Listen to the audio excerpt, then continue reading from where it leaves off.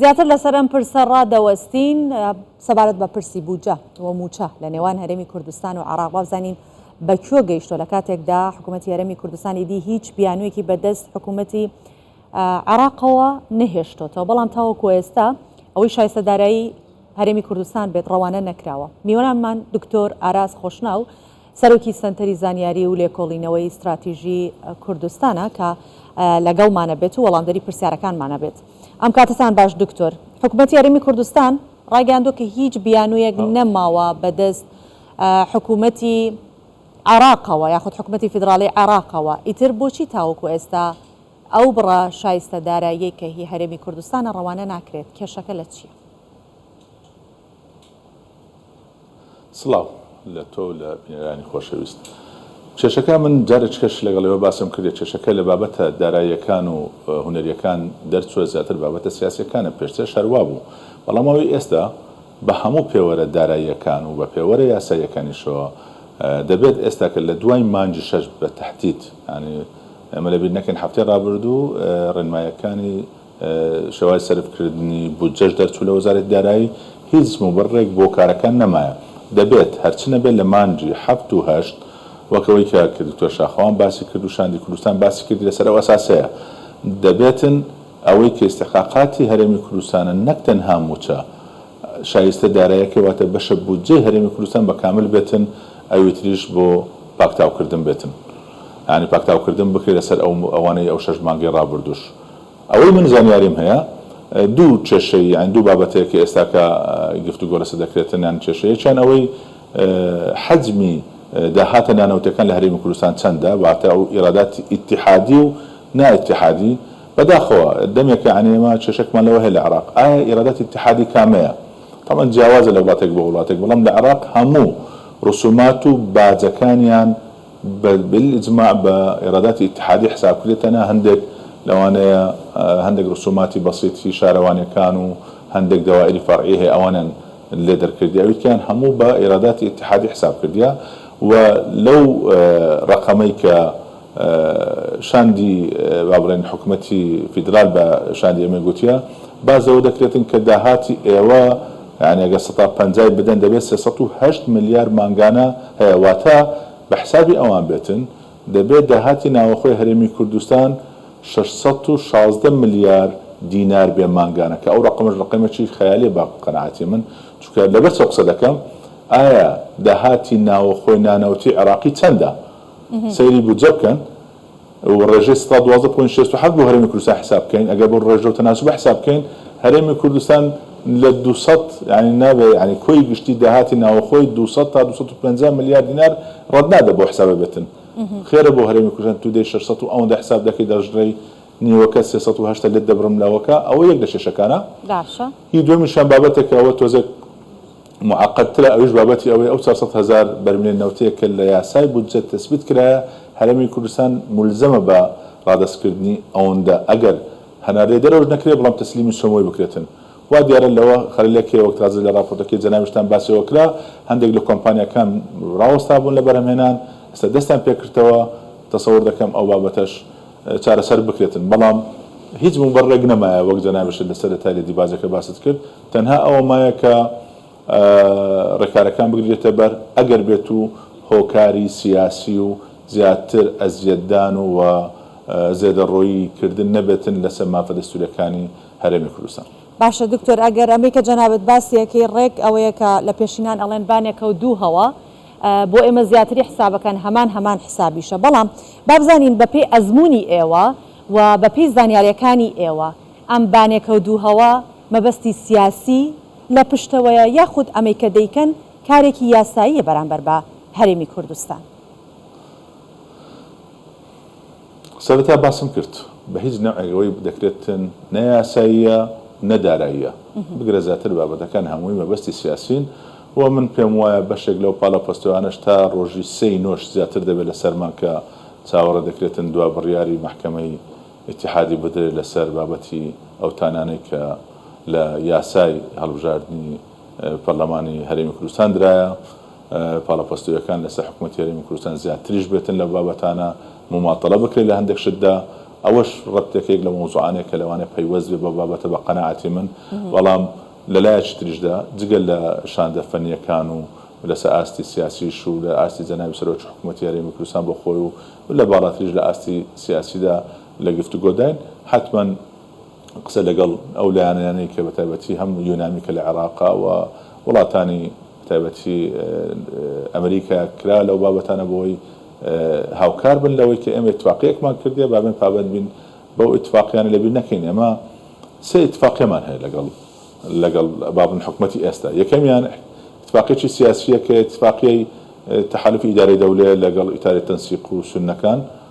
دووەمیان اتفاقیەکە لەناوان هەردوو حکوومەتی هەرێمی کوردستان و بەغدا بەداخەوە لەسەر بودجە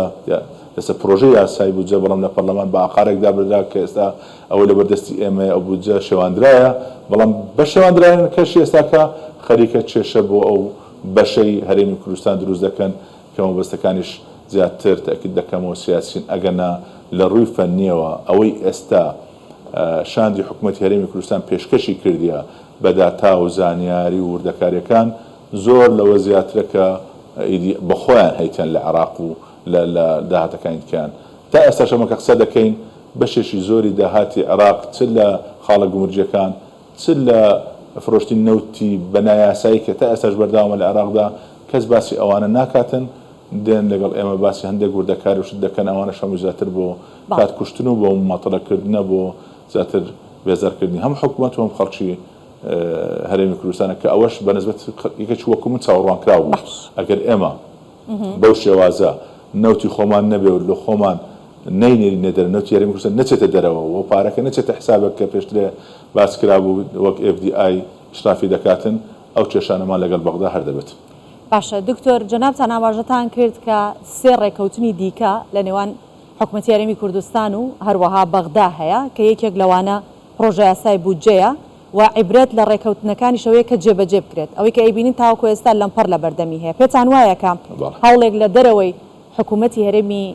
حکوومەتی عێراق ببورن هەیە بۆ ئەوەی کە لە ناردنی شایستە داراییەکانی هەرێمی کوردستان ئەم کێشانە دێننە پێشەوە؟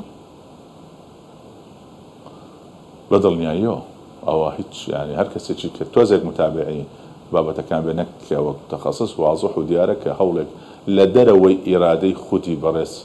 سوودانیش هەیە کە نەتوانێتن ئەو پابندیانەی کە هەیتی یان ئەلتیزامەتانی کە هەیتی لە ئیتفاقی نێوان هەردوو حکوومەتدا بتوانین جێبەجێ بکە من زۆر جار ئەو قسەمەکە تاکید دەکەینەوە بەجێرەی ئەو بەدۆداچوونی من ئەوەی کە کردیتمان لەوانەیە جەنابی سەرۆک ئەنجومەنی وەزیرانی فیدرال بیهەوێت دێتە پێش خەریکە بەڵام سیستمی دارایی عێراق بە شێوازێکە زۆر جار باسی ئەو قسەمان کردیە لەوانەیە مدیر عامێک بتوانێتن هەندێک بابەت لێ ڕابگرێ لە پشت ئەوانش هەندێک کوتلەی سیاسی هەیە و هەندێک بابەتتر هەیە و بەڕاستی هەندێک قسەش کرا بۆ دوایی کە بەتایبەتی کە شاندی مەکتەبی سیاسی پارتی دیموکراتی کوردستان سەردانی بەغدایان کرد لە هەفتەی ڕابردوو سەبارەت بەوەی کە لەگەڵ ئیتاری تەنسیق و ئەوانەی کە تشکیلی حکوومەتیان لەگەڵ کردوون ئەو پابندیانێک کە هەمانە بۆ جێبەجێ ناکرێت بۆوانە هەندێک قسە کرا لەوێ هەندێک بابەت باس کرا زۆر ڕوونە لە وەڵامی ئەو قسانەکە خۆ دزینەوە لە التیزامات مەسەڵەن بۆ نمونە پرسیارێکی سەریح کرا کە زەحمەت نەبێت ئەو پرۆژە بودجەی کە لە حکوومەت ڕەوانەی پەرلەمان کرا ئێمە پێشتر ئیتفاق لەسەر نەکرابوو هەموومان لەسەری متەفق نەبووین بەڵێ ئەی زەحمەتەی بۆ لە پەرلەمان وای لێ هات بۆچی ئەندامانی کوتلەکەی ئێوە لە پەرلەمان بەو ئاراستەیاندا برد وەڵامەکەیان ئەوە بۆندێکیان وەڵا بەشێک لە پەرلەمانتەرە بە قسەیان نەکردیە کە ئەوە بەڕاستی هیچ مبەرڕ نییە و ئەوە خۆ دزینەوە لە